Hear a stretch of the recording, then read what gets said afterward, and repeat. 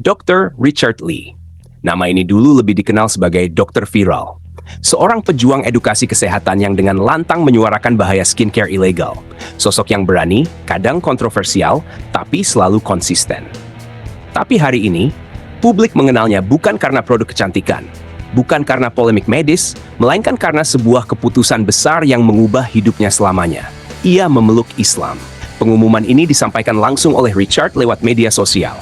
Ia mengucapkan 2 kalimat syahadat di hadapan 2 ustadz kondang, Derry Sulaiman dan Felix Xiao. Tangisnya pecah. Ia menggenggam erat tangan ustadz yang mendampinginya. Suasana saat itu begitu syahdu, menggetarkan hati siapapun yang menyaksikan. Tapi seperti biasa, setiap langkah besar selalu diikuti pertanyaan besar. Apakah ini murni karena panggilan hati?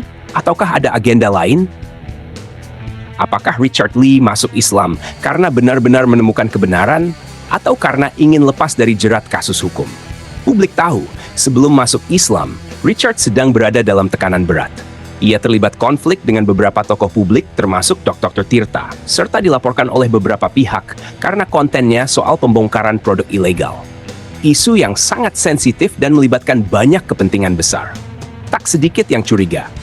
Jangan-jangan ini cuma strategi. Masuk Islam biar kasusnya hilang? Tapi Richard bicara dengan jujur.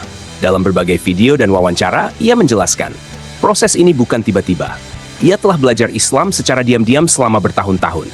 Ia bahkan mengakui dengan jujur dan terbuka bahwa dulu ia membenci Islam. Trauma masa kecil, stereotip negatif, dan pengalaman pribadi membuatnya menjauhi Islam sejauh mungkin. Tapi justru dari situlah semua bermula. Rasa benci itu berubah menjadi penasaran. Penasaran menjadi pencarian. Dan pencarian itu membawanya kepada Al-Quran.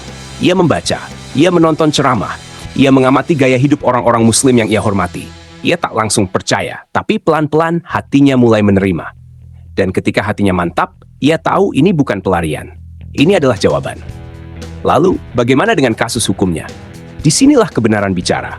Meski telah resmi menjadi Muslim, proses hukum yang menyangkut nama Richard Lee tidak serta-merta dihentikan. Beberapa laporan masih berjalan. Pihak-pihak yang merasa dirugikan tetap melanjutkan prosesnya melalui jalur yang tersedia.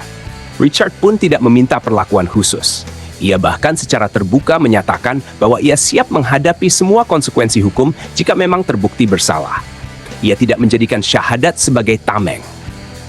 Justru ia menyambut kehidupan barunya sebagai Muslim dengan lebih bertanggung jawab, termasuk menghadapi persoalan yang pernah ia buat di masa lalu. Richard tahu, masuk Islam bukan berarti semua masalah hilang.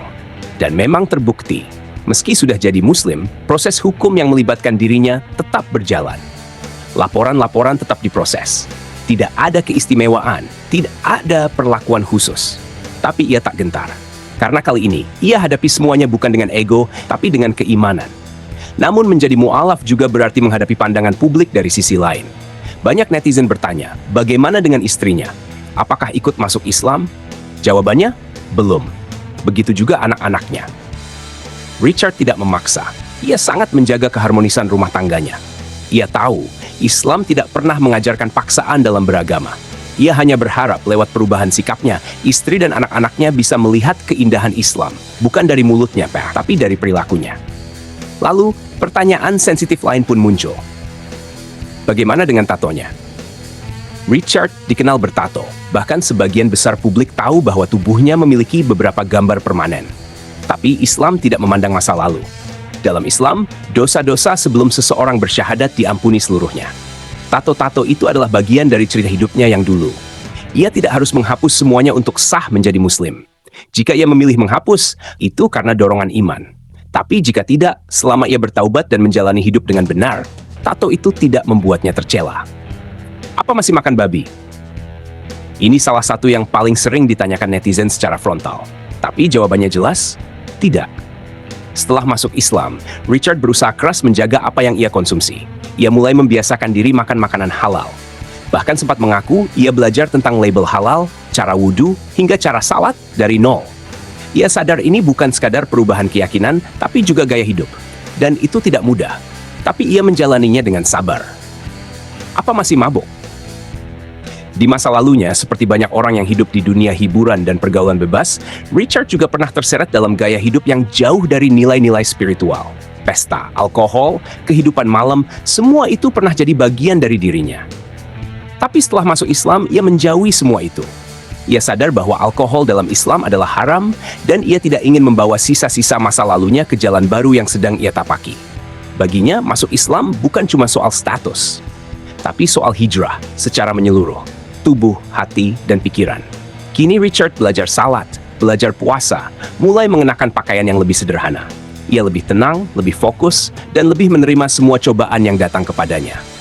Masyarakat yang tadinya sinis, perlahan mulai luluh. Mereka melihat perubahan yang nyata. Ia tetap Richard Lee, sang edukator. Tapi kini ada cahaya baru dalam caranya bicara, caranya menatap kamera, caranya menyampaikan pesan. Ia bukan lagi sekadar dokter viral. Ia adalah seorang saudara, seorang mu'alaf yang tengah berjuang menjadi muslim seutuhnya. Dan kita, sebagai sesama saudara seiman, punya dua pilihan, menghakimi masa lalunya atau mendoakan masa depannya. Karena di balik semua itu, ada pelajaran besar, bahwa tidak ada dosa yang terlalu besar untuk dimaafkan Allah, dan tidak ada hati yang terlalu keras untuk disentuh oleh cahayanya. Selamat datang dalam Islam, Richard Lee. Semoga kau tetap teguh, tetap rendah hati, dan semoga keluarga, kehidupan, dan langkahmu ke depan senantiasa dilindungi oleh Allah yang Maha Pengampun.